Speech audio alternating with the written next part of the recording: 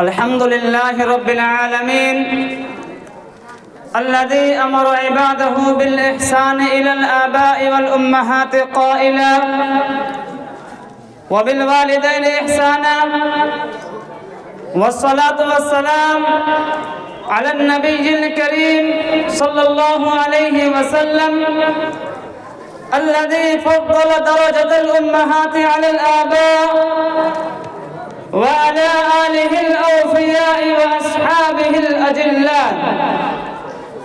أما بعد فأعوذ بالله من الشيطان الرجيم. بسم الله الرحمن الرحيم. وقضى ربك ألا تعبدوا إلا إياه وبالوالدين إحسانا إما يبلغن عندك الكبر أحدهما أو كلاهما فلا تقل لهما أف ولا تنهرهما وقل لهما قولا كريما واخفض لهما جناح الذل من الرحمة وقل رب ارحمهما كما ربياني صغيرا. إخواني في التوحيد، اعلموا أن الله تعالى قرن بين ذكر الشرك والإحسان إلى الأبوين في كتابه الباقي إلى يوم القرار، فقال تعالى في سورة الأنعام: ألا تشركوا به شيئا وبالوالدين إحسانا. هذا الاقتران يعكس مدى تقدير حكم الله الجليل الجبار ويكشف القناع عن هذه الحقيقة الناسعة بشكل ملموس بأن المرء يلزمه أن يهتم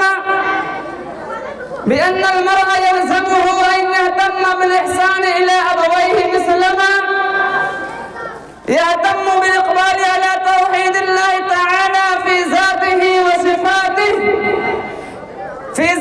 وصفاته في جميع الأحيان، الذي هو يحيي ويميت، وإذا مرض أحد فهو يشفيه.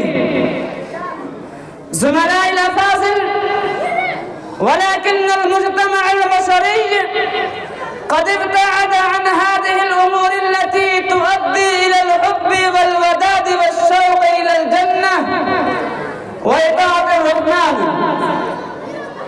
ولذلك الفسد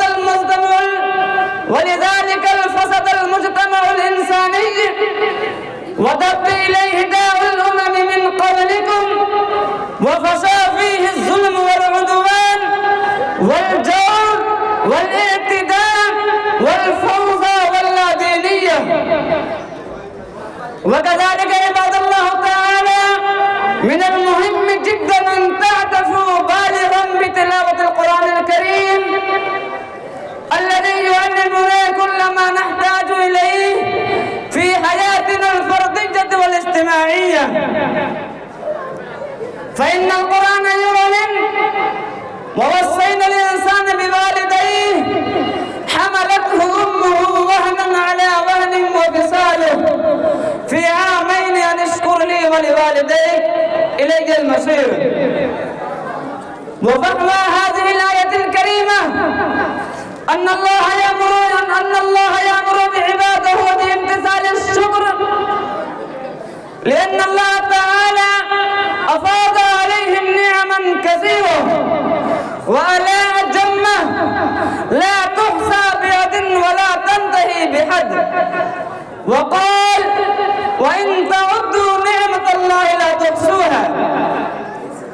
كما يجب على المرء تقديم الشكر إلى والديه لأنهما حملا وهنا على وهن، رزية على رزية في سوى المرء، ولكن الصبي إذا كبر وبلغ سن الرشد نسي كل ما كان قد أحسن إليه والداه من احتمال الآلام والهموم والأحزان، ونسي كل ما قدم إليه من نعم كثيرة وآلاء جمة لإصلاحه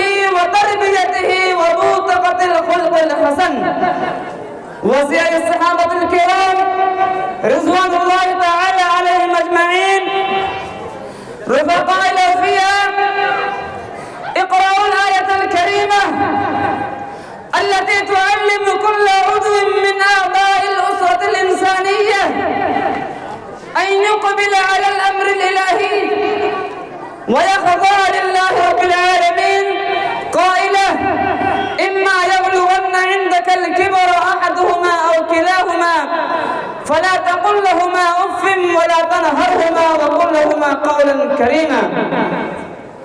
إخواني في التوحيد، مرة جاء صحابي إلى الرسول الخاتم وسأله: يا رسول الله، من أحق الناس بحسن صحابتي؟ فقال النبي صلى الله عليه وسلم: أمك. ثم يقول: ثم من؟ فيقول: أمك. ثم يقول: ثم من؟ فيقول: أمك 3 مرات. ثم يقول: ثم من؟ فيقول: أبوك.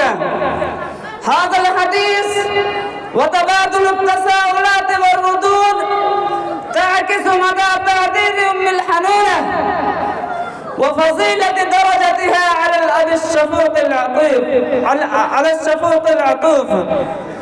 أكتفي بهذه الكلمات، والسلام عليكم ورحمة الله وبركاته.